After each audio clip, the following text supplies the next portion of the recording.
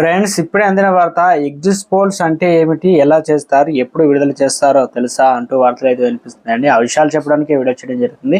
చాలా మంది వీడియో వస్తున్నారు కానీ సబ్స్క్రైబ్ చేసుకొని మర్చిపోతున్నారండి. దయచేసి ఈ ఛానల్ సబ్స్క్రైబ్ చేసుకొని మీరు వాల్స్ పెట్టి ఆఫ్ చేయండి. ఇక్కడ ఇంపార్టెంట్ ఇన్ఫర్మేషన్ మిస్ అవ్వకుండా మీ ఫోన్ నోటిఫికేషన్ రూపంలో వస్తుందండి. చాలా మంది చూస్తున్నారు కానీ లైక్ చేయడం లేదు. దయచేసి లైక్ చేయండి. ఇన్ఫర్మేషన్ అందరూ రీచ్ చేసిన వారు అవుతాం మనం.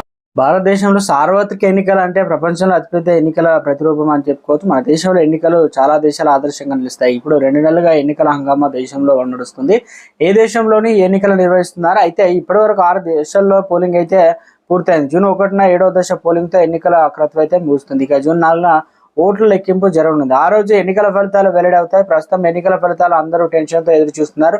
అయితే దానికంటే ముందు అంటే జూన్ 1వ తేదీన చివరి దశ పోలింగ్ పూర్తి అయిన వెంటనే ఎగ్జిట్ పోల్ ఫలితాలు అయితే వెలువడతాయి. అసలు ఆ ఫలితాలు అంటే ముందు వచ్చే రిజల్ట్ పై కూడా అందరూ ఆసక్తిగా కనబరుస్తారు. ఎందుకంటే కొంతవరకు ఓటింగ్ పల్స్ తెలుస్తుందని చాలా మంది నమ్ముతారు. అసలు ఎగ్జిట్ పోల్స్ అంటే ఏమిటి, వీటిని ఎవరు ఎందుకు నిర్వహిస్తారు, ఎందుకు వీటిని చివరి దశలో తర్వాత మాత్రమే వెల్లడిస్తారు, అసలు ఫలితాలు ఎగ్జిట్ పోల్ ఫలితాలకు మధ్య వ్యత్యాసాలు ఉంటుందా, ఇలాంటి ప్రశ్నలన్నిటికీ సమాధానం ఇప్పుడు అర్థం చేసుకుందామండి. ఎగ్జిట్ పోల్స్ అంటే ఏమిటంటే, ఓటు వేయడానికి వెళ్ళిన ఓటరు పోలింగ్ కేంద్రం నుంచి బయటికి రాగానే అతను ఏ పార్టీకి ఓటు వేశాడు, ఎందుకు ఓటు వేశాడు వంటి విషయాలు తెలుసుకొని ఆ అభిప్రాయాన్ని క్రోడీకరించి ఏ పార్టీ విజయ అవకాశాలు ఉన్నాయని చెప్పేసి అంచనా వేయడమే ఎగ్జిట్ పోల్స్. ఎగ్జిట్ పోల్స్ నిర్వహణ దాదాపు ఎన్నికల నిర్వహణ అంతా క్లిష్టంగా ఉంటుంది. ఓటర్ల ఎంపిక చేసుకోవడం, వారిని ప్రశ్నల సమాధానం రాబట్టడం, వాటిని శాస్త్రీయంగా విశ్లేషించడం, వాటిని వెల్లడించడం కూడా చేస్తారు. ఇంత ప్రాసెస్ అయితే ఉంటుంది.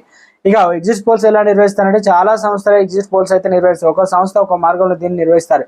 ఎగ్జిట్ పోల్ ఫలితాలు చాలా కీలకమైన శాంపిల్ ఎంపిక. ఉదాహరణకు ఒక రాష్ట్ర అసెంబ్లీ ఎన్నికలు ఉన్నాయనుకుంటే అప్పుడు అక్కడ ఉన్న నియోజకవర్గాలు, వాటిలో కీలక నియోజకవర్గాలు వీటి ఎగ్జిట్ పోల్స్ కోసం అయితే శాంపిల్స్ ఎంచుకుంటారు. అది కూడా మహిళలు, పురుషులు, వయసు, ఆర్థిక స్థితిగతులు, ఇలా రకరకాల ఫ్యాక్టర్స్ పై కూడా ఆధారపడి శాంపిల్స్ కలెక్ట్ అయితే చేస్తారు. ఎన్నికల ఓటింగ్ సంబంధించిన కొన్ని ప్రశ్నలు సిద్ధం చేసుకొని వాటిపై ఓటు వేసి బయటకు వచ్చిన వారి అభిప్రాయాలు తెలుసుకుంటారు. కొన్ని సంస్థలు నమూనా బ్యాలెట్ను నిర్వహిస్తాయి. అంటే బ్యాలెట్ పేపర్ లాంటిది ఇచ్చి వారు ఏ గుర్తు ఓటు వేశారో అదే గుర్తు ఓటు వేయమని కోరుతారు. ఇక ఆ శాంపుల్ ఒక్కొక్క ఏదైతే నియోజకవర్గంలో వందల సంఖ్యలో తీసుకుంటారు. వేరువేరు పోలింగ్ స్టేషన్లో నుంచి వీటిని సెలెక్ట్ అయితే చేస్తారు.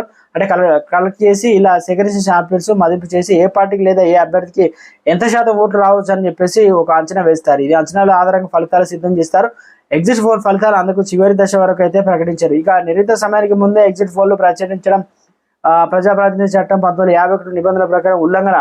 ఇక ఎన్నికల సంఘం అభిప్రాయపడుతుంది. అలాంటివి ఓటర్ల మనసులపై ప్రభావం చూపుతాయని భావిస్తారు. మన దేశంలో ఒక విడత ఎన్నికలు జరగవు. ఇక ఒక రాష్ట్రంలో 2 విడతలుగా ఎన్నికలు జరిగాయని చెప్పేసి అనుకుంటే, మొదటి విడతల పోలింగ్ ఎగ్జిట్ పోల్ వెంటనే ప్రకటిస్తే ఏ పార్టీ విజయావకాశాలు వచ్చాయని వెల్లడి అవుతాయి. అయితే ఆ 2వ విడతలో కూడా పాల్గొన్న ఓటర్ల ప్రభావం పడుతుంది. అందుకని చెప్పేసి ఎగ్జిట్ పోల్ ఫలితాలు వెంటనే ప్రకటించకుండా అన్ని దశల్లో పోలింగ్ పూర్తయ్యాక వెల్లడించే ఎన్నికల సంఘం అయితే దీన్ని అయితే ఏర్పాటు అయితే చేస్తాయన్నమాట. ఎగ్జిట్ పోల్ ఫలితాలు మధ్య